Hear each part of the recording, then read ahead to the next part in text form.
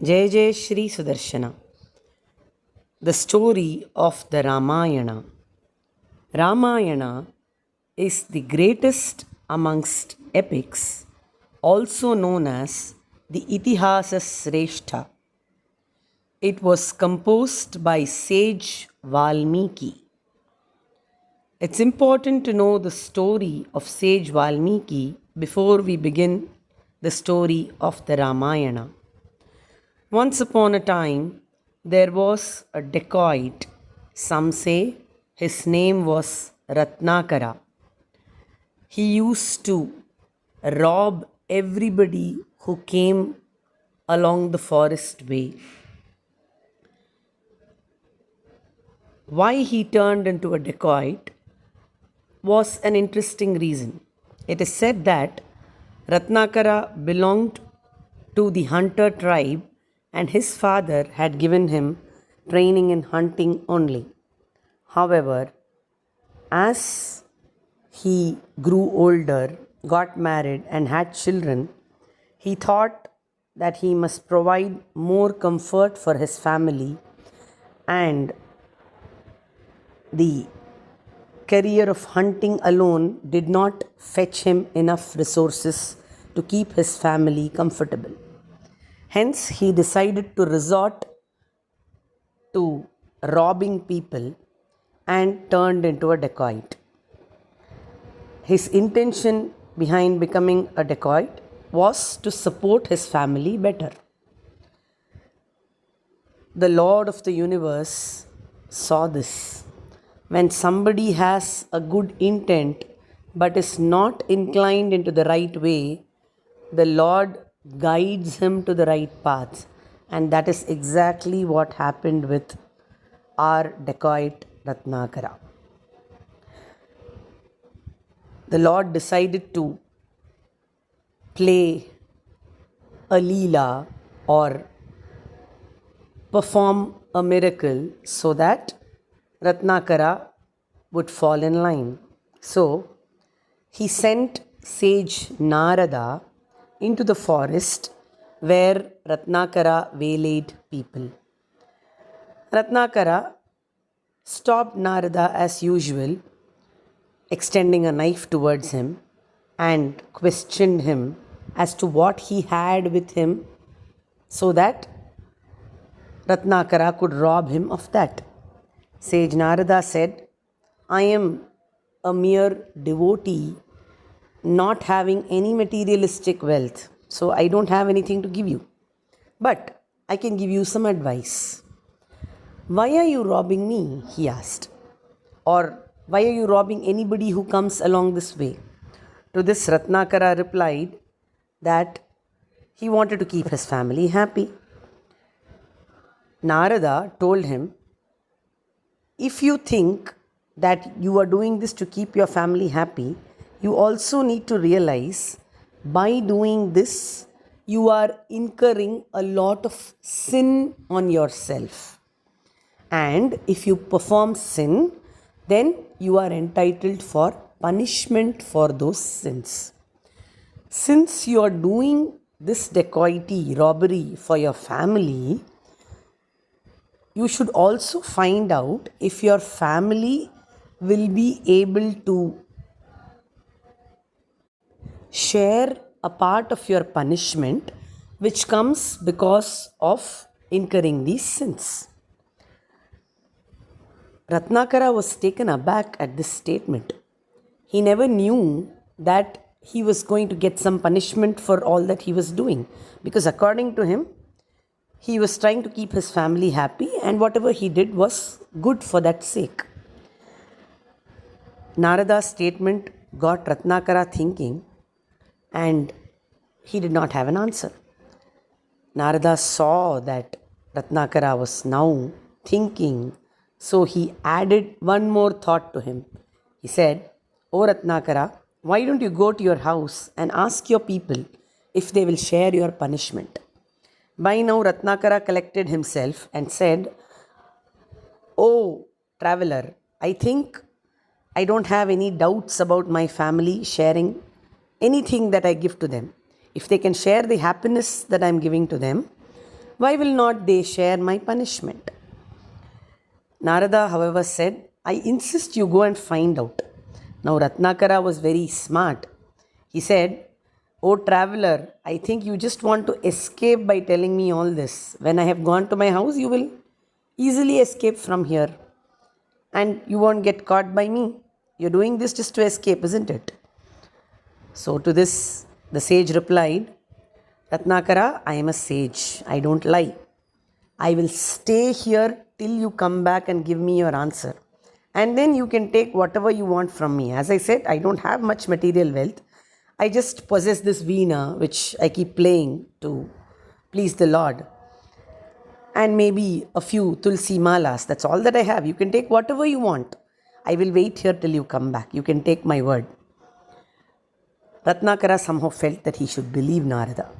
So he said, okay, fine. I shall go back home, find out from my people if they are ready to share my sins and my punishments. Saying so, he went back home. And first he met his father. He said, oh father, I met a sage whom I tried to rob, but he gave me a piece of advice saying that I am incurring sin by doing robbery and that will fetch me punishment. He asked me if my family will share this punishment with me. Will you do so? To this the father scolded him in reply. He said, O Ratnakara, did I teach you to rob? No, I taught you to hunt. I taught you the right way. Robbery is wrong. You have learnt this all by yourself and you think what you do is right. And now when you feel you're going to incur sin, you want me to share that sin with you. I will not do anything like that because I know what you're doing is wrong and I will not support you on this. Ratnakara was surprised. Now he went to his mother. He asked her, Mother, will you share my punishments? To this the mother said, O son, I will ease out all your burdens by taking care of you, by feeding you, by making you comfortable. But I cannot share the fruit of your actions. You are getting money the way you want, thinking that that is the right way. However, I don't think it is right. So I shall not be able to share any punishment that you get because of this action.